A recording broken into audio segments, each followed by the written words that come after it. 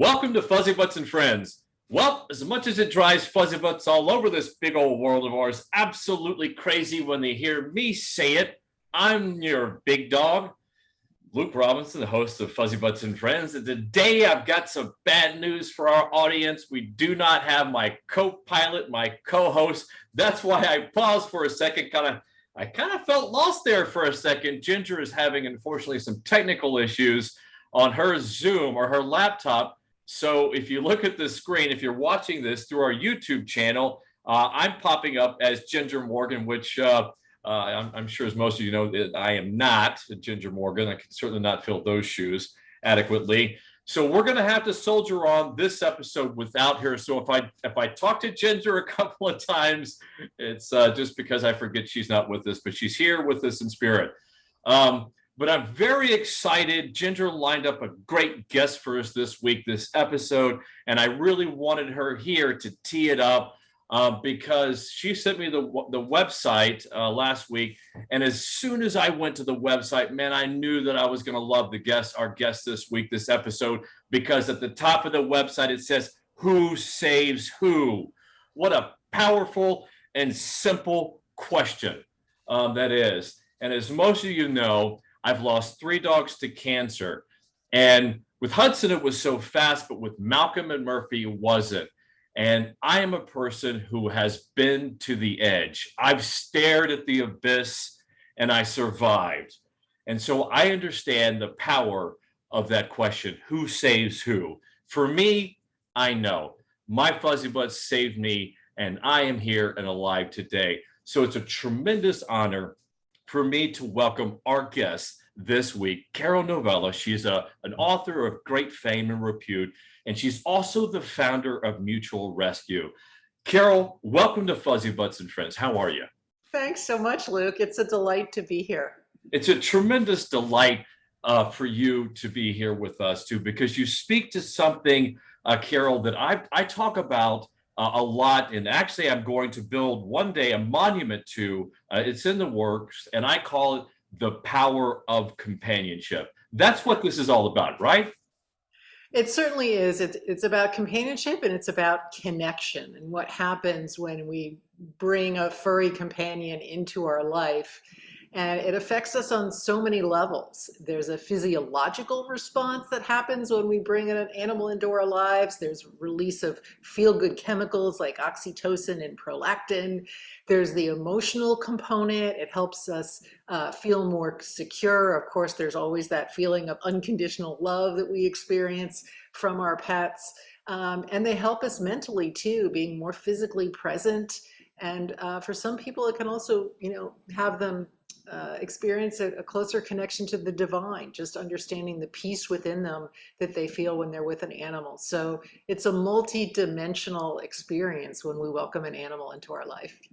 It really is. And it's life-changing and in so many different ways. And I love how you divide up Mutual Rescue into those 4 parts: heart, body, mind, and connection. But before we jump into that, I want to speak to that, how it really is life-altering, because science has taught us, and we know we have a better understanding of the field of epigenetics. And that gives us an understanding of what that means for us is that our body is always responding to our environment, and as a consequence, it's changing our genetics, our DNA in real time, and so we're constantly changing. And so the power of companionship is truly life changing in that regard as well. So let's begin, Carol. There's a lot to your story. I spent some time on your website. I haven't had a chance to read your book or watch all of your wonderful videos. My apology. But let's just start with your origin story of Mutual Rescue. How did that begin? Where did that book come from? Yeah. Well, Mutual Rescue came about because I was president of Humane Society Silicon Valley for many years. And one of the things that people would sometimes ask me is, why are you helping animals when you could be helping people? And I thought that was a curious question because I knew from my own experience how much animals have helped me. And I was watching every day how people that were adopting animals from Humane Society of Silicon Valley, how their lives were changing. And so I really wanted to find a way to make this more visceral for people, to help them really understand that helping animals is not at the expense of helping people. And interestingly enough, I looked more closely at giving in the United States, and Americans give, gosh, $479 billion to charity, I think, in the past year. And of that, only 3% goes to animals and the environment combined. And what I realized is that we kind of were making animal welfare a second-class cause when in fact it's having a very profound impact on humans. So I wanted to find a way to elevate the cause of animal welfare. And I just started out simply. I put together a presentation and I was giving it in my local community. It was called Why Helping Animals Helps People. And one of the stories that I was telling in that presentation was the story of Eric O'Gray and his dog Peety that he had adopted from Humane Society of Silicon Valley. And it might have just kind of stopped there, but one of our board members asked me if I would like to be introduced to a gentleman who'd been the executive producer of the Tech Awards in Silicon Valley. That's kind of Silicon Valley's version of the Oscars. And he had really wanted to do something with animals. And I met him and just felt like he was this creative genius. And I said, look, I have no idea how we're going to work together. I don't know how we're going to fund this, but let's toss some ideas around. And I told him about my presentation. And I said, is there any way you can make this more magical? And he's actually the person, his name is David Whitman. He's actually the person who coined the phrase mutual rescue. And that led to him suggesting that we make short films that could really, reach more people in a much more profound way. And since I'd already been telling Eric and Peety's story locally, we decided to make that our first short film. And so we released that film on February 14th, Valentine's Day of 2016. And it went crazy viral beyond any of our wildest imaginations. It's ultimately been viewed more than 100 million times across the globe on various social media platforms. But it really took off when there was one post in particular. It was on SF Gate. And that one post had 35 million views, 200,000 shares, and 50,000 comments. And it was actually voted by the New York Times as the #1 news story out of California in 2016. So with the success of that first film, we knew we were onto something. And that led to attracting funding. We've created several more films, and collectively all of our short films have been viewed 153 million times. I think we now have 13 short films, and they cover a wide range of topics. So for Eric, he was obese, and a naturopathic doctor recommended that he adopt a shelter dog and start walking that dog a half an hour twice a day and adopt a plant-based diet. And that's what he did. And he lost over 140 pounds. I mean, it was this truly dramatic transformation. But our films cover a wide variety of topics, recovering from grief, recovering from addiction, finding more joy in life, finding purpose. So the success of all of our films led to the opportunity to write a book and get a publishing contract. And I was excited about that opportunity because not only do I share stories in the book, which everybody loves, but also the science behind it. So it blends head and heart, I think, in a very compelling way to help people understand that when you are helping animals, you are helping people. That's perfect. That's powerful and perfect. And before we delve into a little bit into the science and what you've learned and sort of what I think is the meat of the book, I think I just want to go back to what you said a moment ago about why help people.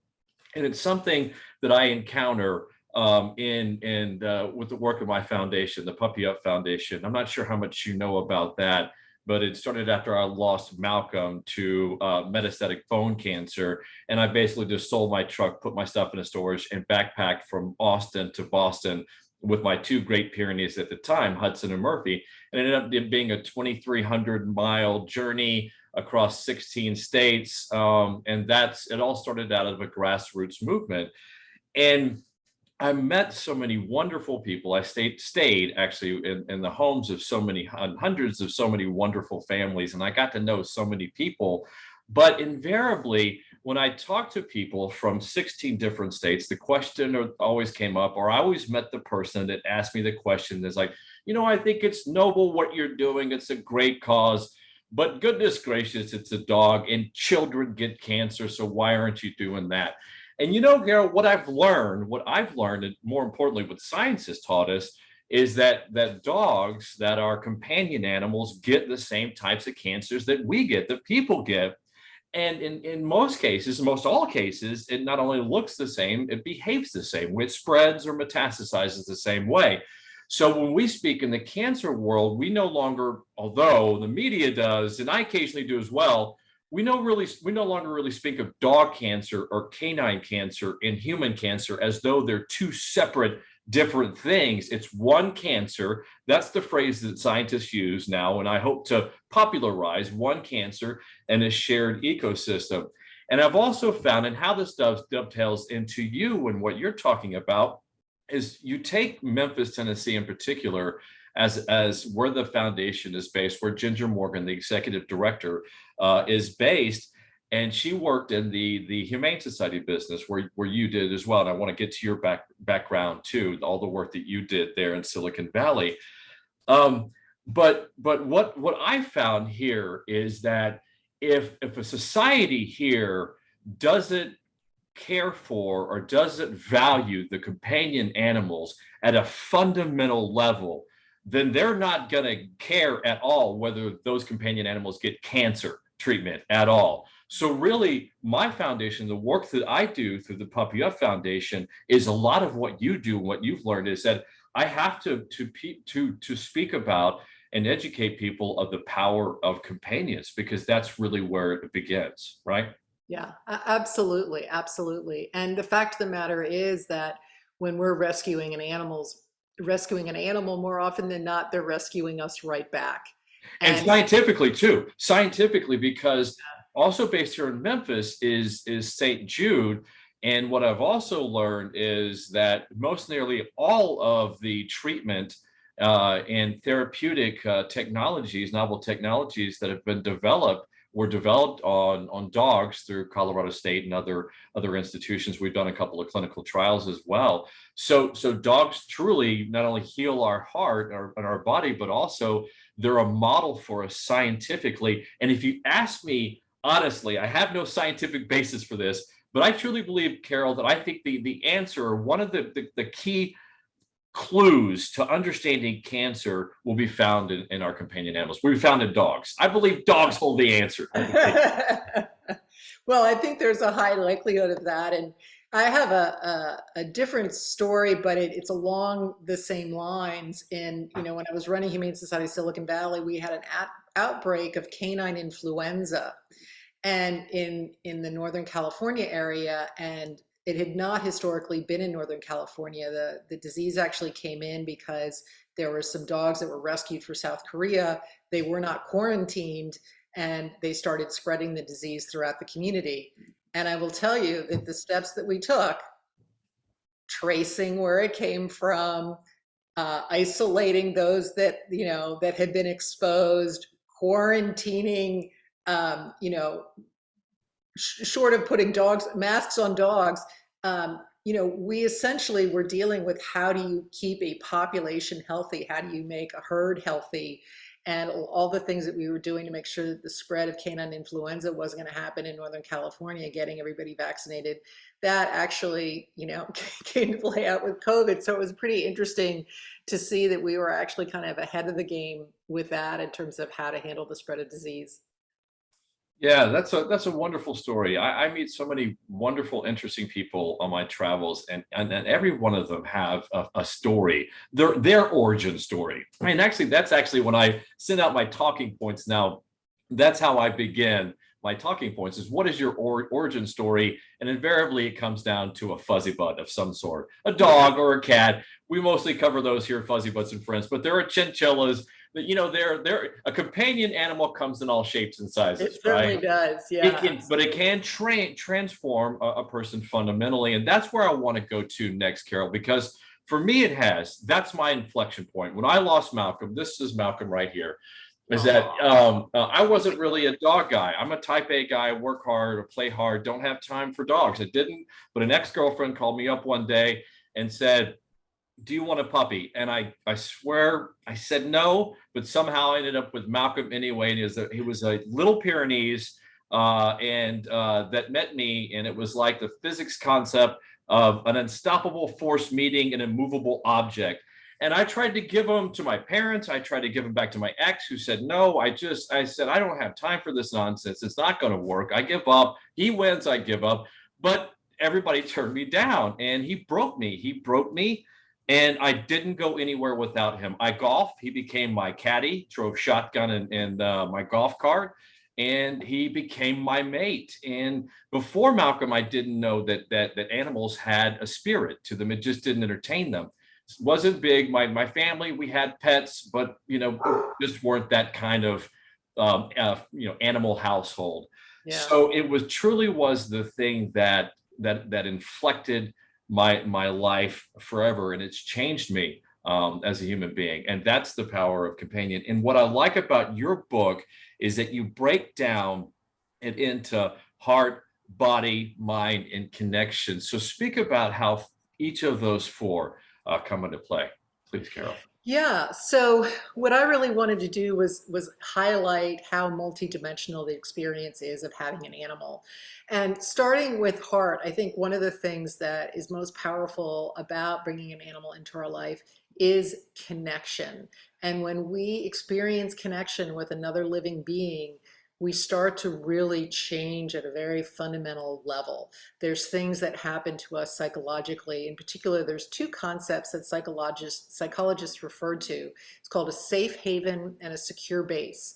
And a secure base is what it sounds like. It's about feeling safe and secure in your environment. And a safe haven is something that makes you feel so grounded that you can go out into the world and really be confident in pursuing your goals. And essentially, we are, as human beings, we're fundamentally wired in a way that we attach to our parents. It's called attachment theory, and it's how we bond as human beings. It helps keep us alive. Parents keep you safe from predators in the olden days, but that's evolved with us. And fundamentally, when we bring a companion animal into our life, they're actually biohacking into that ancient structure in our brain that is triggering attachment.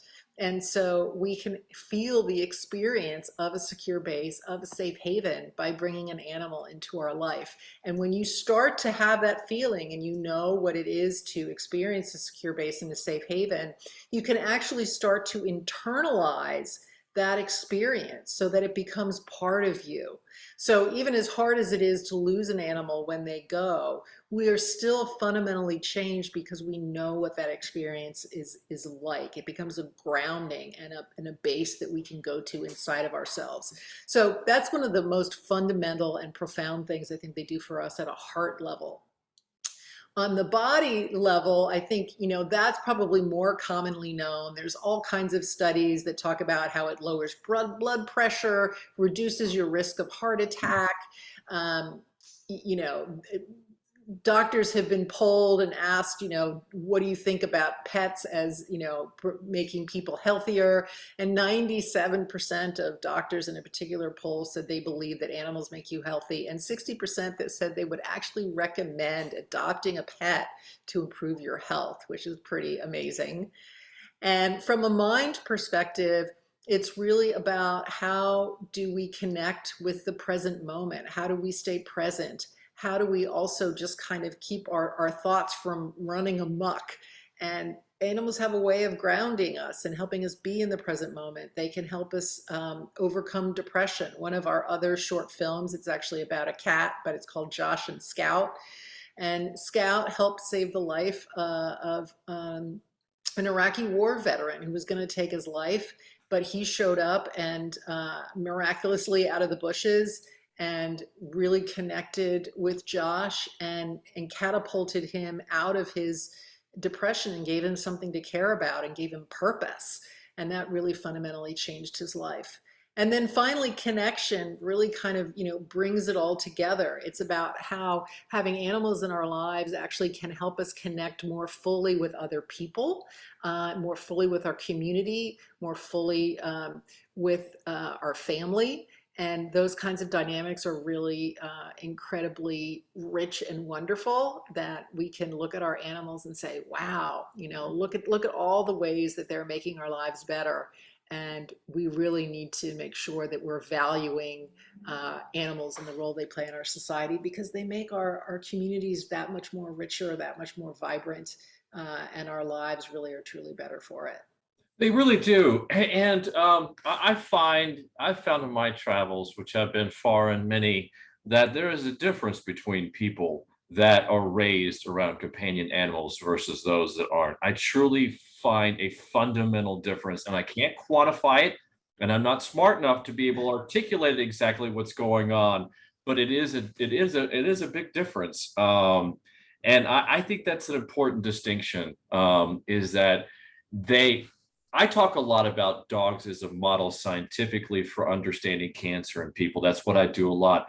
But Carol, dogs are a model for us as human beings fundamentally. And I think we would just be bad damn people if we didn't have companions and animals in our life. We just would not be good people, I think. I believe. What do you think?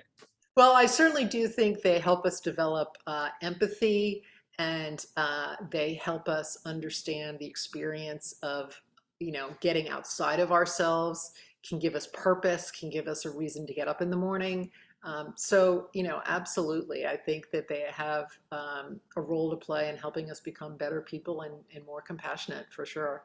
I'm not sure that's going to save me though. I'm cantankerous and I'm impatient and I'm very driven, and not a lot of people anyway. I think and that's an important thing, is that I think if it wasn't for dogs, that's allowed me to go and make that human connection, because I'm very cerebral and introverted, and I like to work and accomplish a lot on my own. But by virtue of my fuzzy butts and my travels, they really pull me out of that sphere and take me into that zone of discomfort, where I'm not really comfort, but it allows me to be able to tell our story. Yeah. So it really does. And we think about that, it is different about how dogs challenge us, or companion animals challenge us physically, but it's that physical, by challenging us physically, though, they give us that additional courage and confidence that we apply so much to our lives. So they really are our companions in every respect. And that of itself is just an important message that I try to get through in every episode of Fuzzy Friends. But I want to get next into your films, because I love your films, even though I haven't watched all of them. I am working on a documentary about all of this, my travels and everything, and the origin story behind the Puppy Up Foundation. But I got to say, I love your films. How are they produced? And more importantly, what do you call that? Because they're part animation and part actual footage, right? What do you call that? Well, they're really, they're short documentaries is Uh-huh. really how we refer to them. And I mean, it came about because we wanted to make sure that we were telling both the people's story and the transformation they went through, as well as the animal's story and the transformation that the animal would go through. And while we were able to film a lot of things, in some cases, animals had passed away, or there were scenes that we were wanted to recall from the past. And we just decided that, bringing a little bit of animation into it would help fill in the gaps, and make for a fuller story. And that's how they came to be. So we have a wonderful production team, Tectonic in Chicago, and we've been working with them from the get-go. They're really able to take our vision and what we have in mind for a story and the level of emotion that we want to convey and capture that. And then we work collaboratively to edit the films and get them to a place where we feel that it really helps people experience this message at a visceral level. So we take them out of their head and into their heart. to feel the impact that we're talking about. And I love that. Very powerful, impactful stories that are packed in just just a short, like you said, short period of time. And that's the way to get, I think, the best stories out there in this very noisy social media driven climate. And also the other thing I love is that you actually have a fundraiser that you do for the films, and that helps promote the films as well. But before we get into that, we got to talk about your rescue that you have that was based on the book Mutual Rescue. So it was a book that actually became a rescue. Do I have that correct? That order correct? Well, so Eric and Peety was the first film that we did, and that led to the opportunity to write the book. Okay. So that's how that came about. And then the book itself is filled with all kinds of stories about people that have been transformed by rescuing an animal. Okay. I've had rescue animals, my entire life. The book starts out actually talking about my experience when I was 5 years old, and I went to a Christmas tree farm with my family to pick out a Christmas tree, and somebody had dumped a cat there. And my mom, actually, I begged my mom if we could take that cat home. And she actually said yes. I couldn't believe it. Best Christmas present ever. And that kind of started me rescuing animals. But I had I never, thought that I was going to be running a humane society. That's not what I had in mind. I actually spent a good part of my career in Silicon Valley in high tech. I was a senior executive at Intuit for many years. And then through serendipity, I joined the board at Humane Society Silicon Valley. And then I had an opportunity to actually become the president and run this amazing organization and help scale it to save even more lives. When I left, we were saving close to 7,000 animals a year. So really proud of that and all the work that we've done there. And we became the world's first model shelter, the first shelter to implement all of the guidelines put together by the Association of Shelter Veterinarians. So very proud of the work that we've done to really advance animal welfare. And then that also led to the creation of Mutual Rescue and wanting to elevate the cause of animal welfare, starting first with the films, and then with the success of the films, the opportunity to write a book. Excellent. And you have several programs that you do, and one of them is Doggy Day Out, and I found that very interesting. So why don't you talk about that? Yeah, so there's huge benefits to interacting with the dog, and not everybody has the opportunity because of their lifestyle or their circumstances to necessarily adopt a dog. And shelters and rescue groups have a need to get the dogs in their care out for exercise and activity. And so what we did was we pulled together a toolkit to help shelters and rescue groups have their own Doggy Day Out program, which is a low barrier to participation way for people to interact with the dog and help the shelters out. So a lot of shelters and rescue groups, you have to make a long-term commitment if you want to volunteer. Not everybody can do that. But with Doggy Day Out, you just sign up to take the dog out for an afternoon. And it's an opportunity to get some exercise, to bond with an animal. And then what's really exciting is that people get they get excited that they had an interaction with a great animal, and then they'll start to advocate for that animal and say, does anybody want to adopt this animal? They'll post on their social media. One of the very first shelters that implemented Doggy Day Out was Fredericksburg SPCA. We collaborated with them when we put the toolkit together. We talked with shelters.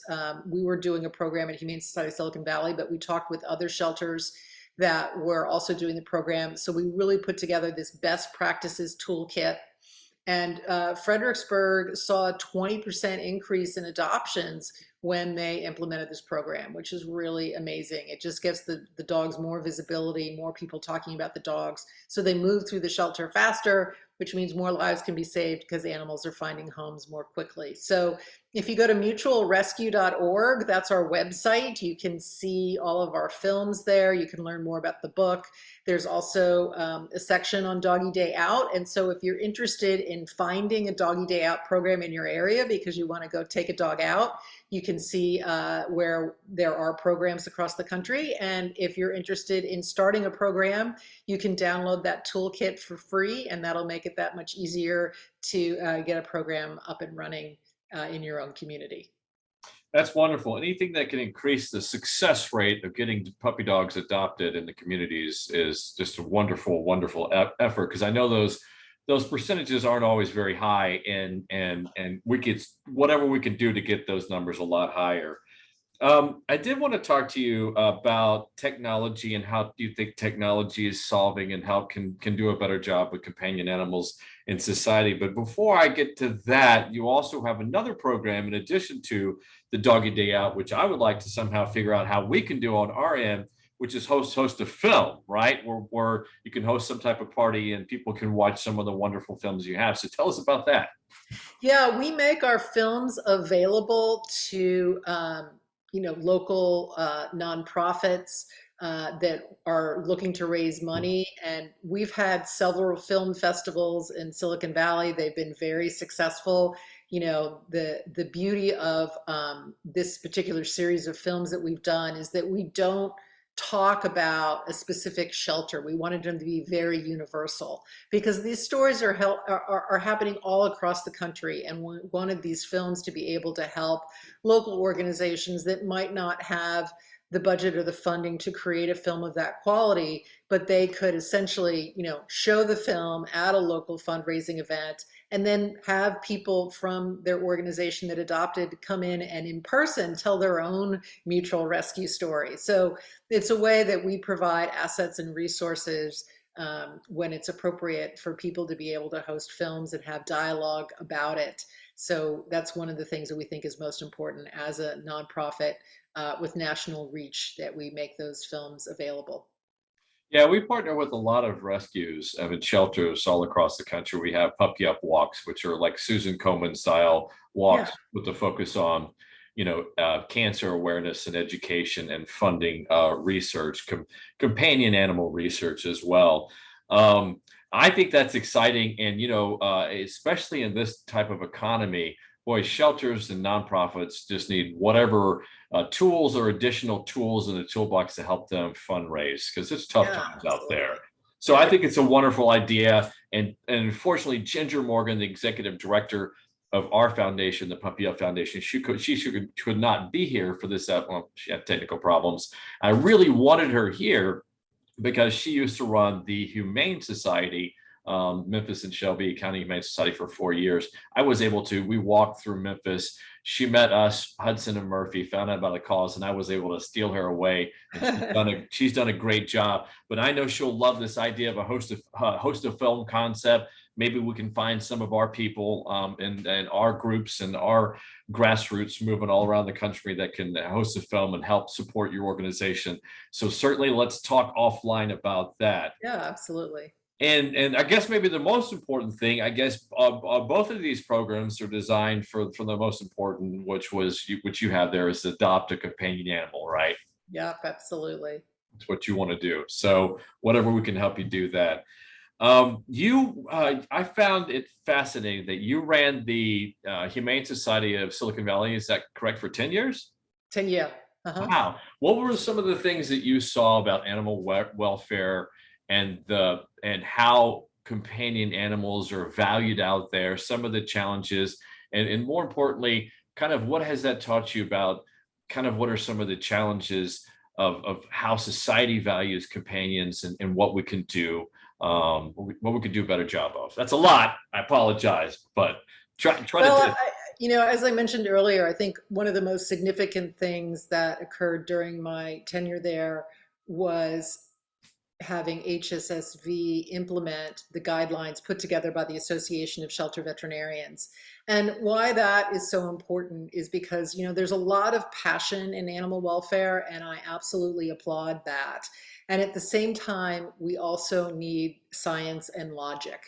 And the guidelines that were put together by the Association of Shelter Veterinarians, they came about because veterinarians saw what was happening in shelters, which is there were not a lot of veterinarians in shelters, and shelters were calling themselves no kill, but they did not have the appropriate protocols in place to deal with herd health.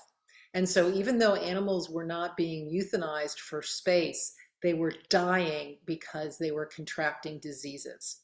And that's when I realized that no kill is not enough. You actually really have to have biosecurity measures in place. You need to have protocols in place so that you can not only care for an individual animal, but for an animal population. And that I think is really critical. And when those guidelines first came out in 2010, there was a lot of pushback in animal welfare. Oh, we can't do this. It's too hard. It costs too much money, all these kinds of things. And in fact, when you are taking care of animals in the right way, they are getting adopted more quickly, you can save more animals, and you can actually run your organization more effectively. So I think that's one of the single biggest things that I accomplished when I was there. In general, I think Silicon Valley is very embracing of companion animals, but every community has their challenges. And one of the things that was very interesting about our work there, we used a lot of data to help us understand what was going on with a homeless population of animals.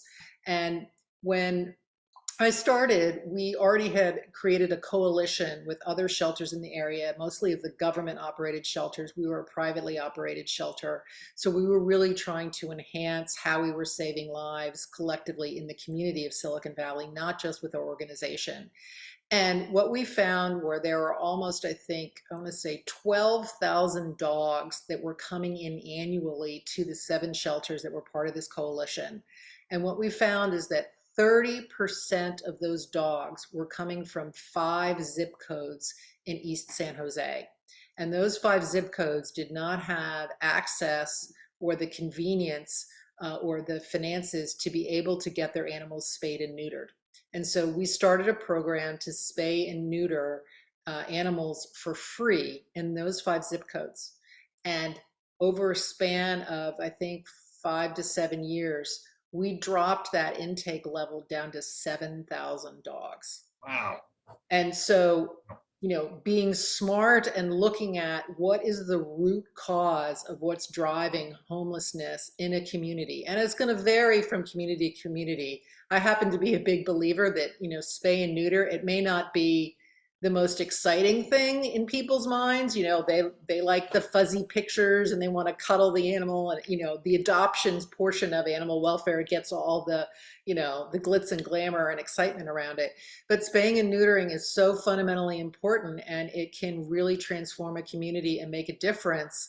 Our ability to reduce the number of dogs that were coming into Silicon Valley because they were no longer being born enabled us to then reach out, and we started rescuing animals from the Central Valley of California because our own community had stabilized so much.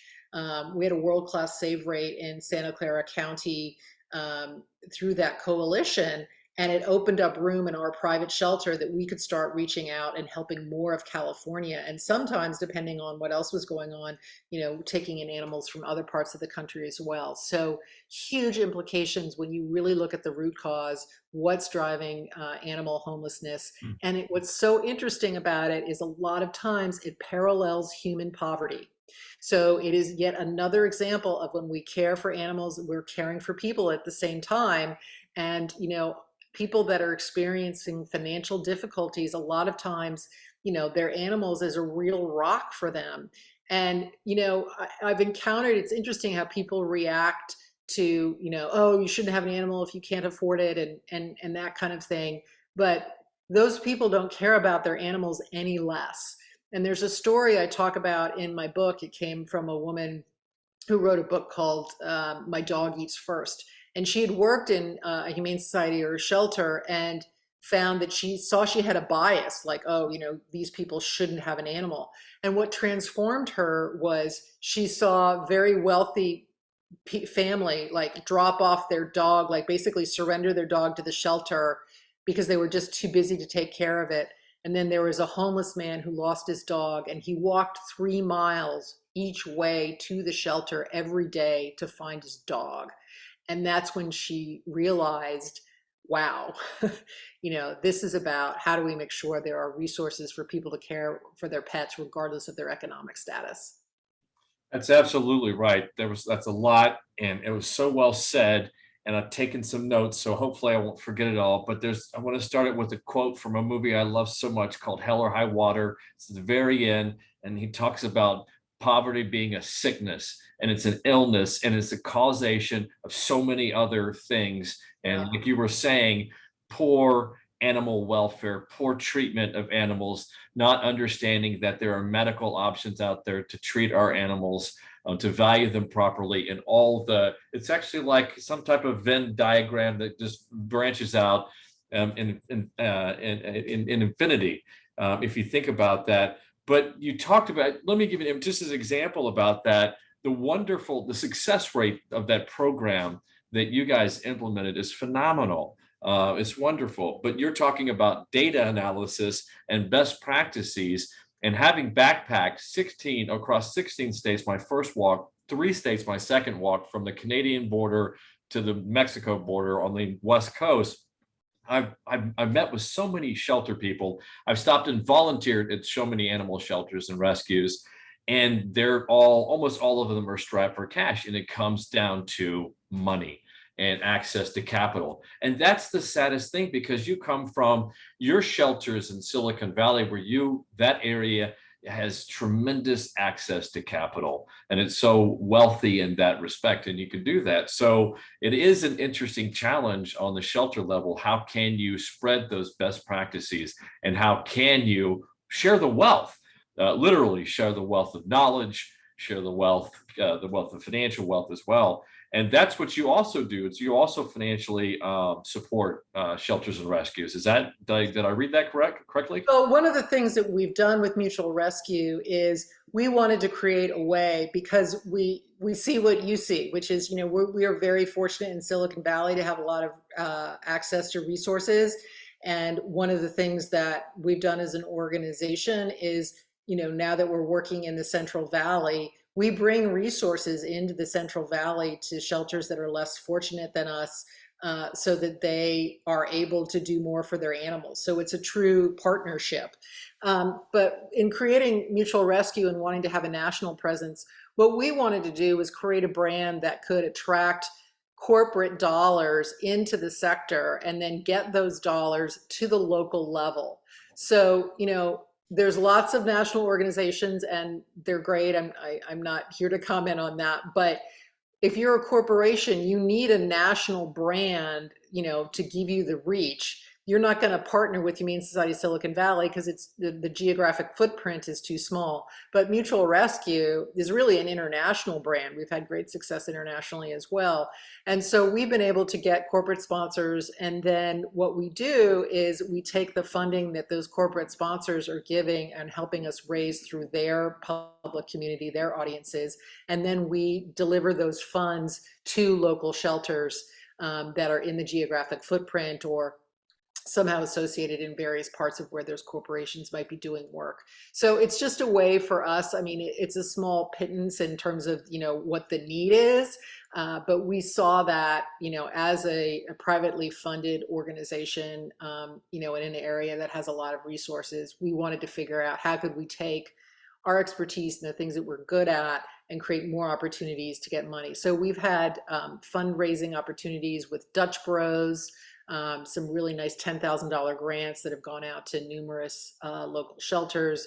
Backcountry is another one that we've done some work with. So we're excited to continue that work as a way to help shelters where we can. So Mutual Rescue is kind of a clearinghouse in that respect. Yeah, from that perspective, because essentially if you're, like Backcountry or Dutch Bros, for example, they don't want to deal with the administration of writing checks to, 10, 20 different shelters. So again, and how do you communicate that? How do you create the message around what you're doing? So, excuse me. I get it. I have a BBA in finance and accounting, so I wasn't always from the dog cancer world. I used to. I was actually involved in high tech and biotech in Texas. I was 40 under 40 in San Antonio for the work I did in the high tech area. So I've always tried to understand how to merge technology or use technology to enhance and amplify or do a better job of improving the value of companions and animals, particularly as it pertains to cancer and cancer Yeah. research. And I would say since I lost Malcolm and I started my first walk back in 2008, it's been like a hockey stick in terms of awareness. So many more people now are aware that cancer. I think that the latest statistic, it's 6 million new cases of cancer in dogs every year. It's a pandemic. It's a Wow. mess. It's a mess.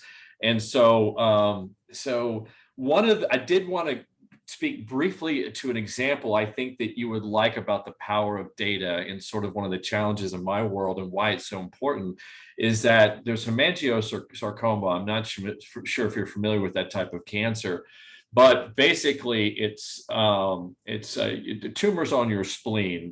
The tumors can then spread and go to other organs. Other organs can be involved, but that's primarily how it presents itself. And so, I think that the statistic is 60 to 80% of all pet parents, when they get the results from the ultrasound and they see the mass on the spleen, the splenetic mass, they opt to euthanize right then and there. I can't recall the most current statistic, but it's staggering. And out of those cases, something like 50% of those cases are non-cancerous. They're benign tumors. Oh, So wow.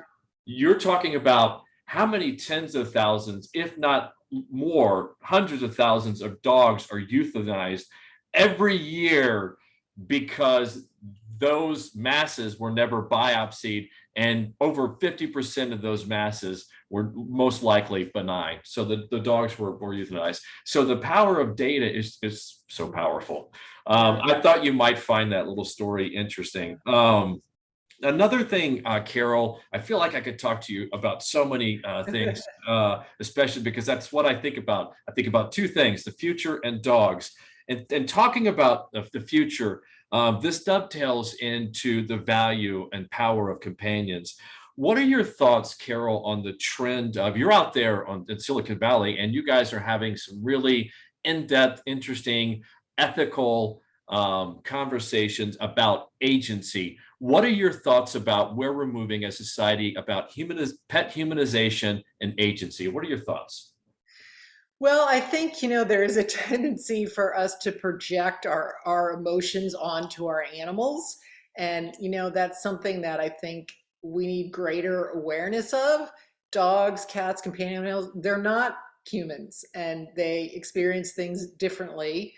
At the same time, I also think that by having animals around us, they cause us to be more in tune and aware of our feelings, and recognizing that animals do experience, feelings. At the very least, I think we could say that they experience the difference between pleasure and pain.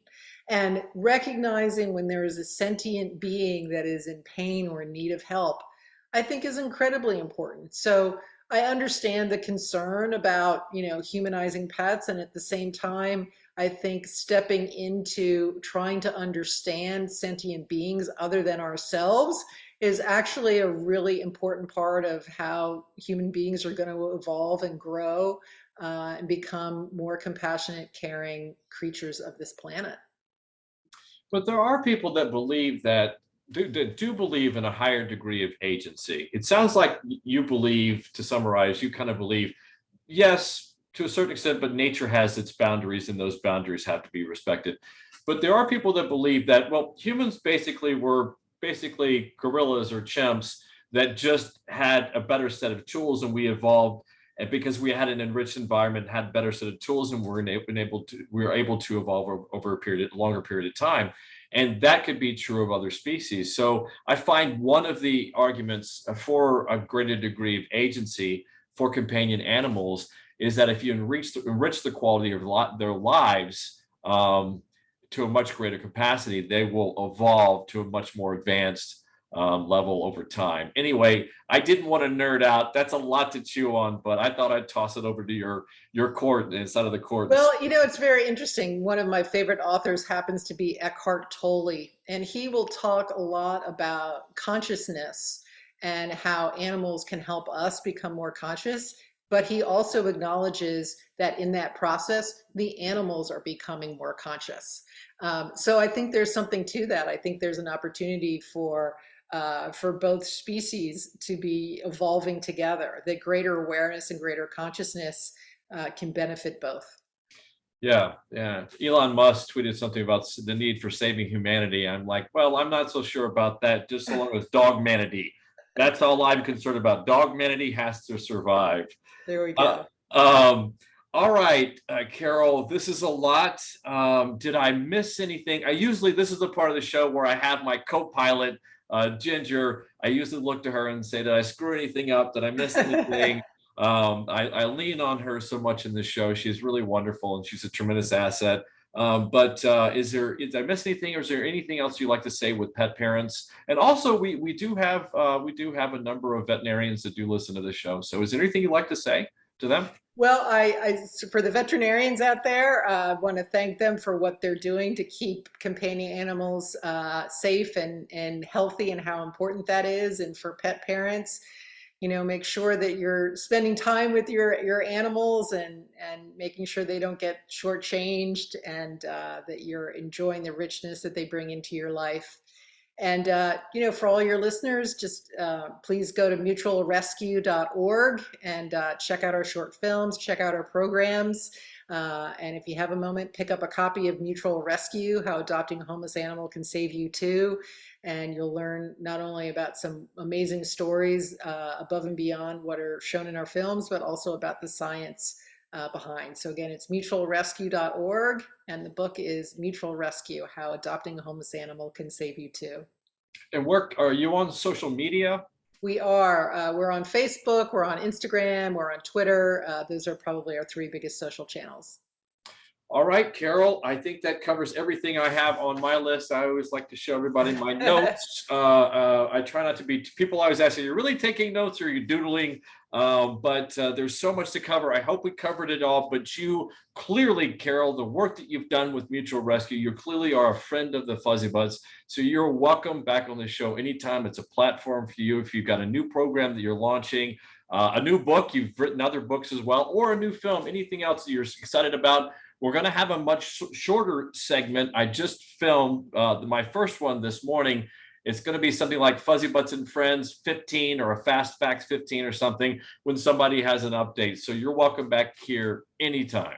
Well, that sounds wonderful. We're working on a new series of films. They're going to be shorter and a little bit different than our first series of films. So we're hoping to launch those by the end of the year. So maybe we'll have an opportunity to come back and talk more about that.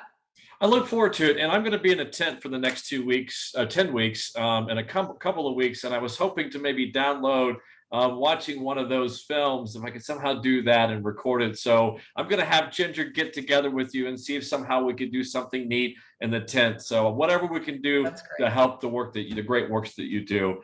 All right, guys, that's it this week. Just me, your big dog, signing off all alone. Thank you again, Carol. Thanks so much, Luke. Thank you. All right, we'll talk to you next week. Puppy up. Talk soon.